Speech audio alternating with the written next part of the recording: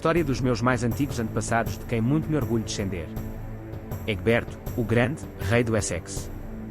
19 de agosto de 825, nesta data, uma carta oficial confirma que Egberto, o Grande, meu 38º avô, 8 vezes meu avô, rei do Essex e de Kent, esteve envolvido em campanhas militares na Domnónia, comprovando o que a crónica anglo-saxónica refere, e que Egberto arrasou o último reino britânico da Domnónia.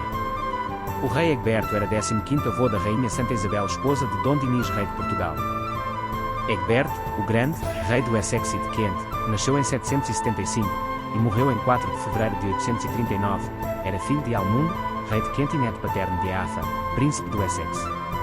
Egberto foi rei do Essex de 802 até sua morte, e também rei de Kent a partir de 825. Era filho do rei Almundo de Kent. Egberto foi exilado pelos reis Offa da Mércia e Beorhtric do Essex na década de 780, porém com a morte do segundo ele voltou e tomou o trono.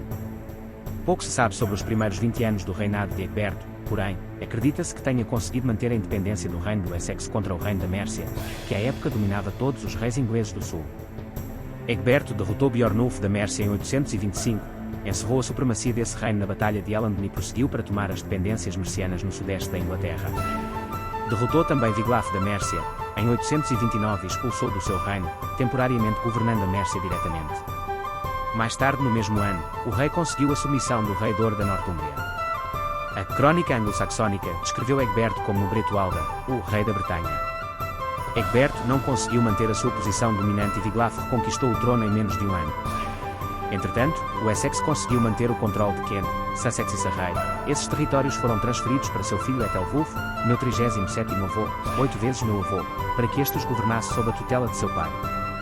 Quando Egberto morreu em 839, Ethelwulf sucedeu. Biografia. Não existe um consenso entre os historiadores sobre os ancestrais de Egberto. A versão mais antiga da Crónica Anglo-Saxónica, a Crónica de Parker, começa com um prefácio que traça os ancestrais de seu filho Ethelwulf através de Egberto e Almundo, que acredita-se ser o rei Almundo de Kent, e os desconhecidos Eafa e Eopa, chegando a Ingild, irmão do rei Ine do Essex, que abdicou do trono em 726. Continua para trás até ao rei Serdico, o fundador da Casa da Saxónia Ocidental. O historiador Frank Stenton aceita a linhagem ancestral de Egberto até Ingild, porém, não a genealogia que chega em Serdico. Por outro lado, Ether Edwards argumenta que Egberto tinha as suas origens no reino de Kent e que a sua descendência saxónica ocidental foi fabricada durante o seu reinado para lhe dar maior legitimidade. Já Rory Naismith considera improvável que ele tenha vindo de Kent, sendo mais provável que Egberto nasceu da boa estirpe real saxónica ocidental. Não se sabe ao certo o nome da esposa de Egberto. Uma crónica do século XV, que hoje está na Universidade de Oxford, nomeia sua esposa como Redburga da França, que supostamente era uma parente de Carlos Magno quando ele se casou na época em que estava exilado na França. No entanto, isso é rejeitado pelos historiadores académicos por esta crónica ter sido escrita 8 séculos depois da morte de Egberto. Em 784 o rei de Kent, e Almundo, aparece referido na Crónica Anglo-Saxónica. De acordo com uma nota na margem de uma carta, este rei Almundo era pai de Egberto, do Essex, Egberto era pai de Ethelwulf. Isto é confirmado pelo prefácio genealógico do texto da crónica, que lista o nome do pai de Egberto como Almundo, sem maiores detalhes. O prefácio provavelmente data do fim do século IX, a nota da margem está no manuscrito F da Crónica Anglo-Saxónica, que é uma versão de Kent que data de por volta de 1100.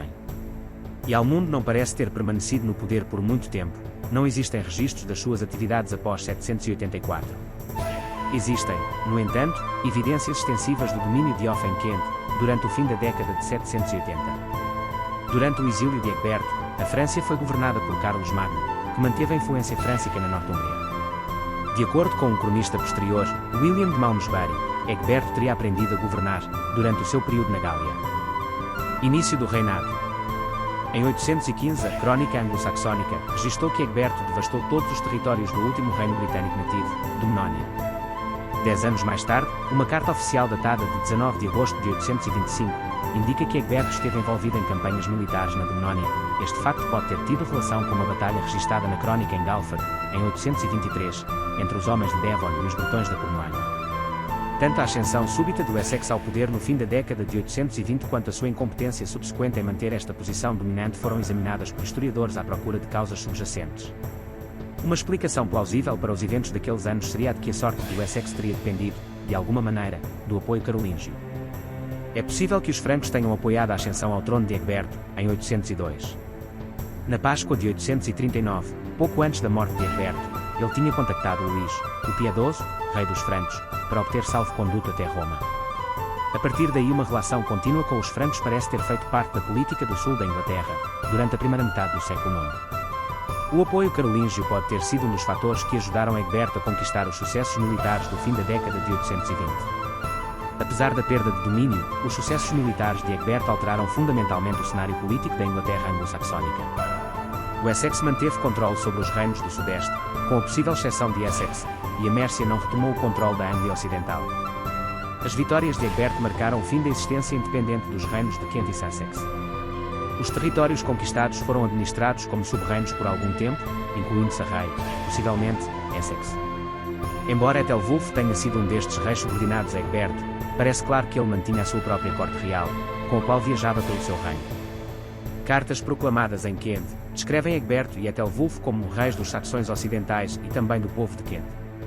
Quando Ethelwulf morreu, em 858, o seu testamento, no qual o Essex é deixado para um filho e o reino do Sudeste para o outro, deixa claro que não seria até 858 que os reinos seriam totalmente integrados. A Mércia continuou, no entanto, a representar uma ameaça. O filho de Egberto, Ethelwulf, estabelecido como rei de Kent, duas extensões de terra, a Igreja de Cristo, em Cantuária, provavelmente visando contrabalançar qualquer influência que os mércios pudessem ter ali. No sudoeste, Egberto foi derrotado, em 836, em Carampton, pelos dinamarqueses, vikings, que por sua vez foram derrotados, juntamente com os seus aliados, os galeses ocidentais, em 838, numa batalha em Instandown, na Cornualha. A linhagem real do Menónia continuou após este período, porém, é neste ponto que se considera que a independência do último reino britânico terá terminado.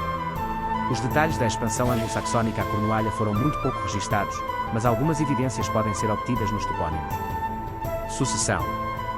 Numa assembleia em Kingston apontamos, em 838, Egberto e Ethelwulf concederam extensões de terra às cidades de Winchester e Cantuária em troca da promessa de apoio para as pretensões ao trono de Ethelwulf.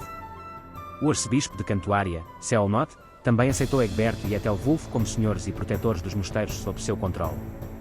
Estes acordos, juntamente com uma carta posterior, na qual Ethelwulf confirmou privilégios eclesiásticos, sugerem que a Igreja teria reconhecido Essex como uma nova potência política que deveria ser confrontada.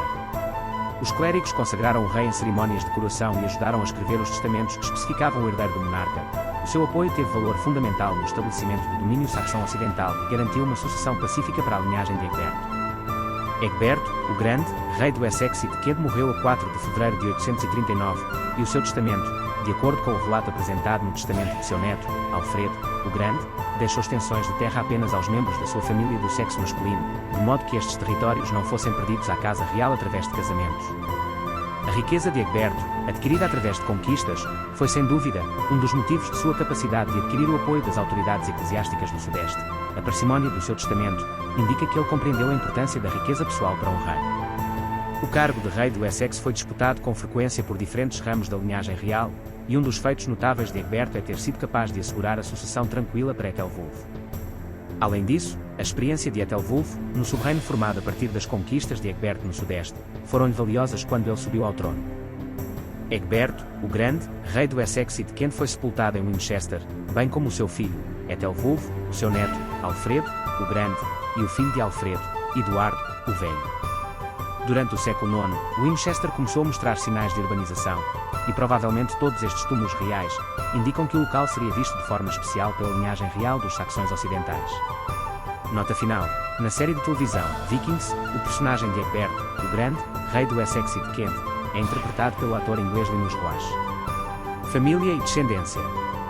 Do casamento entre Egberto, o Grande, rei do Essex e de Kent, e Redburga da França, minha 38ª avó, 8 vezes minha avó, resultaram os seguintes filhos: Athelstan de Kent, Ethelwulf, rei de Kent e do Essex, meu 37º avô, 8 vezes meu avô, casou com Osburga, minha 37ª avó, 8 vezes minha avó, casou depois com Judite.